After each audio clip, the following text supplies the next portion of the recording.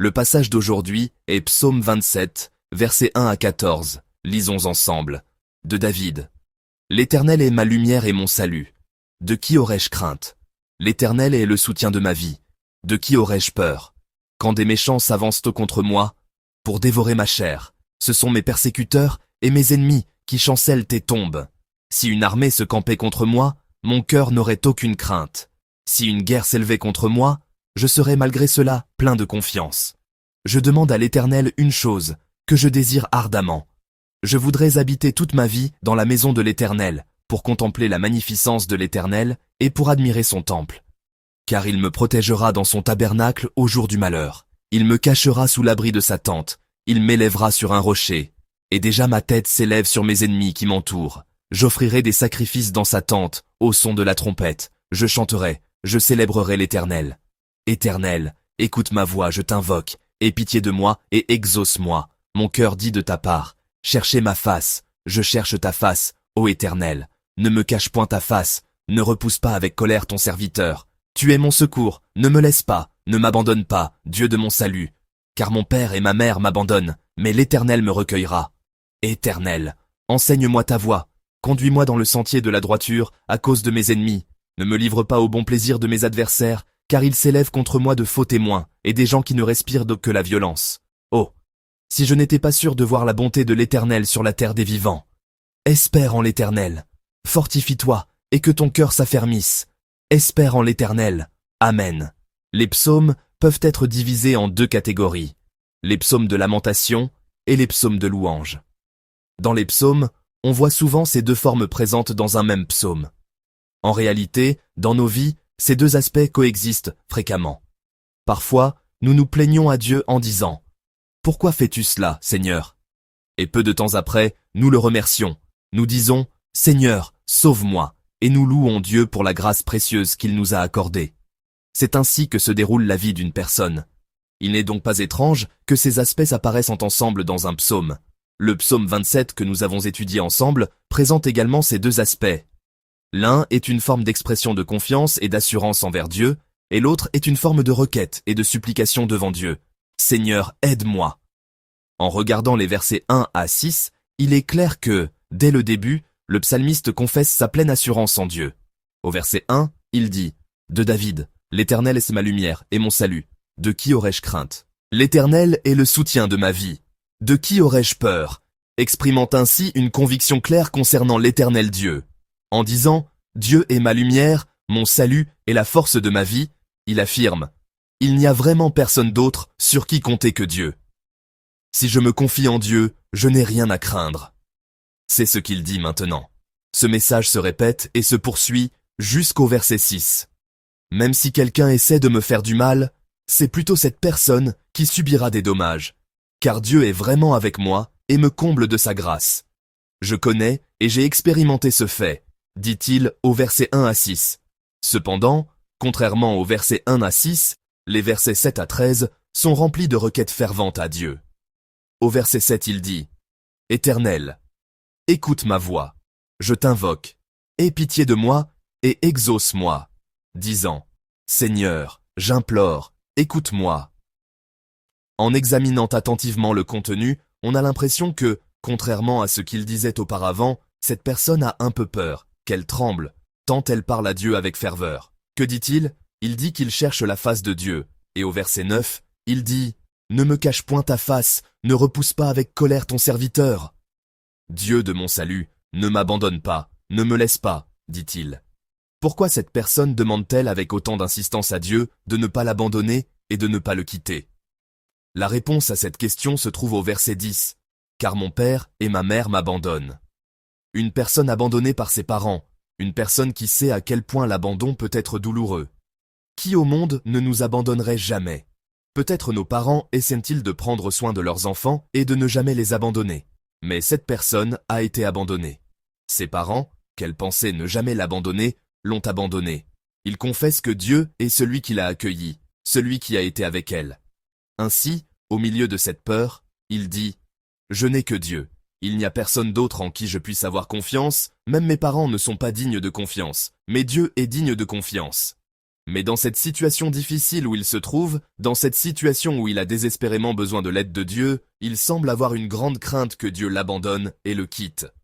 En examinant ce psaume, on constate qu'il est attribué à David. David ne ressent aucune crainte face aux attaques et aux méchants qui l'assaillent.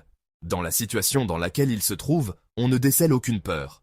Mais il y a une chose qu'il craint, que Dieu l'abandonne, que Dieu le quitte. Cette peur n'est clairement pas dirigée vers les gens, ni vers les circonstances. Cette peur est clairement dirigée vers Dieu. Si Dieu m'abandonne, si Dieu me quitte, il ne me reste plus rien, confesse le psalmiste, David. Dans cette confession de David, nous voyons aussi le reflet de nos propres vies. Où se situe notre peur? Vers quoi notre peur est-elle dirigée? Nous demande-t-il. Cependant, dans la situation que traverse ce psalmiste, sa foi et sa confiance en Dieu sont clairement manifestes. Au milieu de la peur que Dieu puisse me quitter, qu'il puisse m'abandonner, ce qui prime, c'est sa conviction en Dieu, c'est la certitude que Dieu va me sauver. Mais ici, une question se pose. La différence entre la foi chrétienne et les croyances indigènes que nous connaissons bien nous vient à l'esprit. En quoi croient les chrétiens? Ils croient en Dieu. Si les chrétiens croient en Dieu, comment croient-ils en son salut? Il y a une différence claire entre la foi des religions indigènes et la foi des chrétiens. Les autres religions croient en un Dieu qui réalise ce que je veux, ce que je désire. S'il y a un Dieu, j'ai la foi qu'il réalisera ce que je demande avec ferveur et sincérité. Je prie avec cette foi. Mais la foi des chrétiens n'est pas ainsi. Même si je prie avec ferveur, même si je jeûne pendant 40 jours en demandant à Dieu de réaliser mes souhaits, les chrétiens savent que Dieu peut ne pas le faire. Une personne qui a la foi, une personne qui a la religion, doit être capable de nier sa propre ferveur. Elle doit être capable de renoncer à sa propre volonté. Car nous ne vivons pas pour notre propre gloire, mais pour la gloire de Dieu. La foi des chrétiens est de prier. Dieu, sauve-moi. Mais en croyant que ce salut ne se fait pas selon ma volonté, mais selon la volonté de Dieu. Et ne pas se plaindre à Dieu lorsque cela se réalise selon sa volonté. Telle est la foi des chrétiens, des croyants en Jésus. Mais pourquoi devrions-nous croire? Pourquoi devrions-nous croire en celui qui ne réalise pas ce que je désire? Celui qui ne sauve pas ma famille pour laquelle je prie? Celui qui ne guérit pas ma maladie pour laquelle je prie? En regardant le psaume 27, j'ai compris pourquoi nous devrions croire.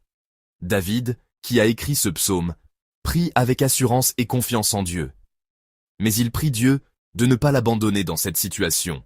Il a la foi que, si Dieu ne m'abandonne pas, si Dieu ne me quitte pas, il me sauvera. Cependant, si nous examinons attentivement la vie de David, nous ne pouvons pas dire que Dieu l'a toujours sauvé et qu'il a toujours tout accompli chaque fois que David a prié et demandé le salut. Lorsque David priait Dieu et était pourchassé par Saül, cette persécution n'a pas pris fin du jour au lendemain. Lorsque David s'est enfui chez les Philistins dans la souffrance, Dieu n'a pas rendu sa vie paisible du début à la fin. Parfois, lorsque David laissait la ville sans défense, celle-ci était attaquée par des tribus étrangères, et non seulement ses femmes, mais aussi ses enfants et ses biens étaient pillés. Telle était la vie de David. David ne confesse pas sa confiance en Dieu parce que tout se réalise selon sa volonté.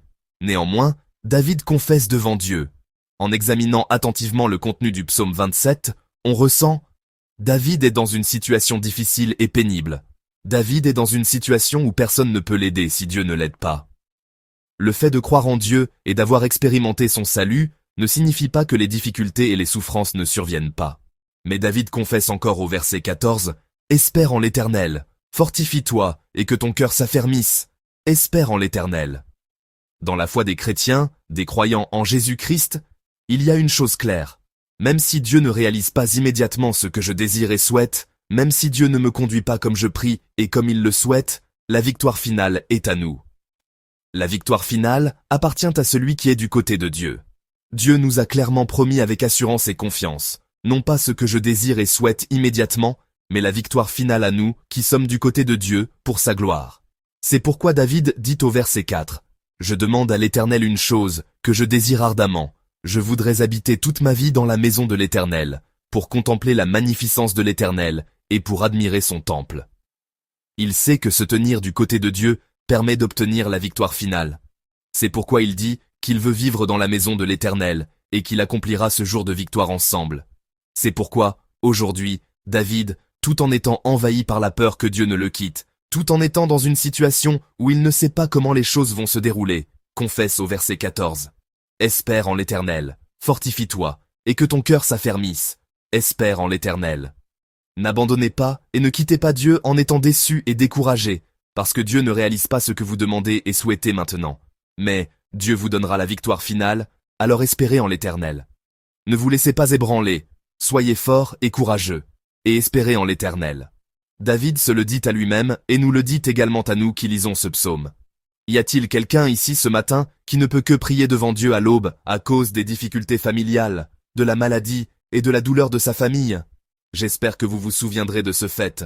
Espère en l'Éternel, fortifie-toi et que ton cœur s'affermisse. Espère en l'Éternel.